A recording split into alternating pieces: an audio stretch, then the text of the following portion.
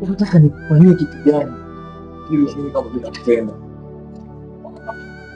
Yote unakuwa unahitaji kufanya, lakini cha ajabu mpaka sasa hivi umekuwa mtu wa kukamilika. Unaona sifai, ina maana. Okay, ngoja nikuulize swali. Mambo ni jibu tafadhali. Kwenye moyo wako ni bado naishi au tayari chanitoa umekufa kabisa? Sio kwamba nimekusahau, sio kwamba sikukumbuki. Nakukumbuka na moyoni mwangu bado naishi. Nimekazi tu kipenzi na kufanya tuwe mbali. Sio kwamba sikupendi. Right, kama ungeingia kwenye moyo wangu ukaingia ukaangalia, basi sijakusahau.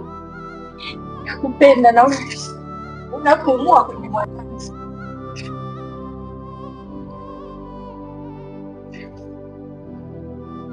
Elewa hilo ninalokuambia. Sio kwamba nakudanganya. Ni kweli ninachokusema.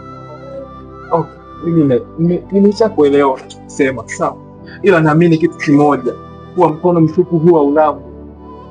Na mchuzi wa mbwa huu unanyoa kwa moto. Na hisi kwangu ushapoa. Kwa maana thamani tena kwako sina, ushanitupa. Ninakuhitaji na bado tena kukuhitaji, lakini kwa unaonifanyia moyo wangu sasa unafika mwisho. Turudi nyuma.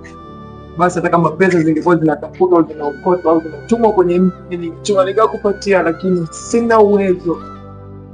Sina pesa, Rashidi, sina pesa. Basi kwa faida yako.